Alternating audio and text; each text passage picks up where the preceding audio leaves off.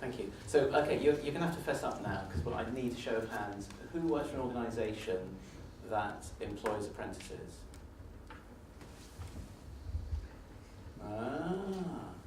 And who... See, it's getting better, isn't it? It's getting better. And who works for an organisation that has got more than 200 employees? Okay, so pretty much an overlap. And who personally was an apprentice at some stage in their life? One. Okay, Gunter, you're special, we knew that. Yeah, and it's the reason I'm talking about, so it's kind of just to get a sense of who's kind of involved in this endeavour. The reason I focused on return on investment is that, as Paddy spelt out very, very clearly, and Mike as well, the reforms that are coming along are actually changing how our clients think about apprenticeships, and those of you involved in it, I'm sure you're doing this thinking as well. And one of the things that we've noticed is that it's moved the debate from something that is a minority sport for people in the HR function or business units that are passionate about helping young people to an understanding this is a major corporate opportunity. So we're finding that finance directors want to talk to us because they're going to be paying 0.5% payroll tax next year if they're in a larger business. We're finding that CEOs want to talk to us because they're thinking about training and development in a different way. They see it as an investment and a supply chain problem in the way that, for example, in the engineering businesses we work with, they're very good at managing their parts supply chains. And now organisations talking to us thinking about schools and colleges as a supply chain of talent. And apprentices is a great way of being able to access that supply chain. So return on investment is one of the new kind of phrases. I mean, we know it's an old business phrase. It's a new phrase that's being used very commonly with us about why should I do apprenticeships? Okay, that's kind of relatively straightforward. Then now, how do I really get the value out of that? So that's what I want to talk about. Just to explain who we are. Some of you may not have heard of us. So we're actually the largest training provider in the region, in Oxfordshire and Berkshire. We were sort of bits of the apprenticeship and training teams within the colleges. In City of Oxford College was OCVC, Reading College and Banbury and Vista College. So a couple of years ago we took all of that training provision and brought it into a separate company, Activate Enterprise. So Mark over there and I are the directors of Activate Enterprise. And we've also built some new partnerships, and we've also built a team which works exclusively with workplace apprenticeships, so that we kind of look and feel like an independent training provider, trying to work very responsibly with our clients, but also we've got access to the campuses, some of the specialist teaching staff, and obviously the 20,000 students who are studying inside of the colleges. Those are all resources at our disposal. But essentially our focus is on the 1,000 business clients that we work with, mainly in Oxfordshire and Berkshire, some of them further afield.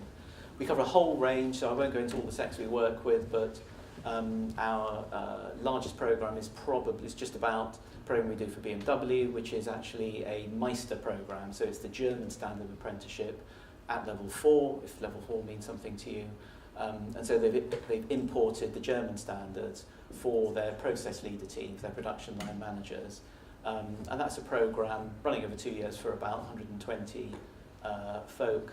And that's a major investment by them. Aside from what they are paying us for that, they are taking their people off the production line for 25% of their time over 2 years. And that's a key point. What we're finding with the better employers, the investment by government, you've heard about the reforms, the access to the apprenticeship levy, to recycle that if you're a big employer from the tax you pay, that for most of our larger clients, that's only a small part of the investment. One of our clients tells us that for every £1 that they access from government funding, they spend £7 on their apprentices, and they get a fabulous return for that. So there is, if you like, the dark matter of investment in apprentices, which is sometimes forgotten. Big focus for us at the moment is particularly on the engineering sector. So there are 2 new facilities which start to go online in September, one in Didcot and one here in Cowley, nearby. And those are focused on engineering, IT and construction. So, on to return on investment. You start return on investment looking at benefits. And what I'm showing you here is what our clients tell us are the reasons why they do apprenticeships in the first place most commonly. Right at the top of the list is competitive advantage. Particularly in Oxfordshire, we know it's very hard to find the right talent, particularly technical talent. So the clients we work with are very interested in finding the right young people. They find apprentices are a way of attracting people. Many of you will know that. And also, as others have said, at older age groups where people are retraining, it is a way of actually being able to plug that skills gap. Particularly I'll come back to working with young apprentices in a minute. Cost effectiveness is the other area. A comparison, we did some work up in the skills show, the National Skills Show last November, and the BBC were there, and they run a major graduate programme and now a major apprenticeship programme. And anyone here from the BBC? No? And it was really interesting. Their head of apprenticeship said, if I've got a choice between a raw graduate aged 21 and someone who's been on our apprenticeship programme aged 21, I'll take the apprentice every time. Now, further down the track, that might change, but actually they see that as a very, very cost-effective way of actually developing their talent at that age. The third thing I really want to flag, and this is and I suspect, I mean, I think we might hear a little bit from Caroline about this later on, I hope, is the way in which actually it has a positive effect on other staff in the organisation. I think gone are the days where apprentices are cheap labour that you chuck out to college for day release, and then they come back and you sort of work the bejesus out of them, and then it costs you £3 an hour. Fantastic. That is kind of very, very rare in our experience. In fact, we turn away some clients who work with their apprentices in that way. And actually, it's the system around the apprentice in the workplace, particularly their line manager, their supervisor, their coach, their mentor, and paying attention to supporting those people creates a multiplier effect. We did some work to talk about young people. I mean, we're as I said, as a group, we work with mainly young people, 20,000 students who are by and large between the age of 16 and 18. We asked some clients and young people 6 months ago to tell us what is the most important thing for a new apprentice to know about when they start work. And the answers were pretty aligned, but the one thing that was very eye-catching was that young people had no idea that the importance of soft skills, of being able to manage yourself, of being able to turn up on time, of being able to communicate effectively, was the most important thing that these 100 clients we asked of their young people. It was at the bottom of the young people's list and at the top of the employers' list. And Mark, you went to somewhere, you were somewhere yesterday where it came up as well. Yeah, we tend to ask this everywhere we go to make sure that it's current and up-to-date information. And we're at Microsoft campus with about 100 employers there, and we asked the same thing: what's top of your list as employers? And everybody put their hands up with the soft skills, communication skills, rather than the technical stuff. So not just a one-off piece, we do it everywhere we go. So the message from that is taking on a 16-year-old is not the same as taking on a 21-year-old. And I guess, intuitively we know that, but those young people need support, they need to climb that ladder. When we ask this question of 18-year-olds who've been on an apprenticeship programme, they get it, they understand it. They may not develop those skills, but they know how important it is to develop them. So the key thing of kind of solving this and really being able to get from an idea to a positive impact on the business, certainly for us when we're working with clients, it's a three-way contract. It's the apprentice signing up to a set of, in our case, a set of behaviours. We're going to do some new standards in September where we require apprentices to sign a contract for how they behave along the lines I've said there. For you as a business, the important thing is to understand that it is you have certain statutory obligations as their employer, but also going beyond that actually unlocks the benefits. And for us as the training provider, particularly in the new world, a really important part of what we do is quality assurance. So sure, we have training experts, tutors, we have specialist sectoral knowledge, we know how to navigate funding systems, but actually quality assurance is the part that makes the difference. Who here has heard of Kirkpatrick Phillips?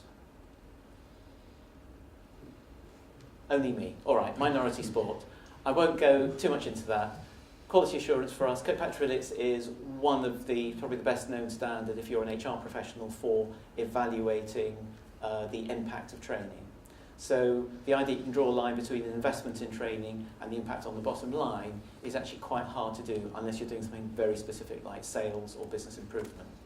So for most apprenticeship programs, it actually works from whatever your business KPIs, whatever your scorecard says, over on the right-hand side, what is the impact you require as an organisation, and then working back from that to define all the steps that need to be taken so that you secure those benefits for your business. So this is not just being an enlightened employer. This is about generating returns and about generating a positive cycle. So that's how we use quality assurance in our apprenticeship programs. So I'll finish up with just a couple of tips. Am I all right for time? A minute? Yeah. So from all of that, our recommendation is first of all to plan apprenticeship programs very carefully. Certainly they should be seen as part of your learning and development plans and business plans overall. Start right at the top. An evaluation is part of that and something to say that we help our clients with. Recruitment, there's a shortage of skills, getting in early. If you're trying to recruit young people in particular for September this year, you probably missed the boat because all of that started last December. We're about halfway through the cycle. So particularly for small businesses, struggle with this. Think about a little bit shorter term than larger businesses about their skills needs. In June, they think we really could do somebody. After the summer, it's too late. The large employers have taken everyone. So starting early is really important.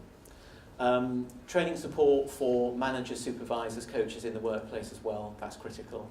And finally, particularly with the reforms coming through, do get expert help. I'm sure Paddy is there to offer help. We're here to offer help. We don't charge for our initial advice. Our business model is that through the training, working with you as a training provider. So the initial advice is something we're very happy to, even if you don't use us, we are interested in making sure as a community that we're understanding this properly. So do come and speak to us. So Mark's over there, our commercial director. I'm here. Give us a call, look at our website, or collar us at the end of this. Thank you.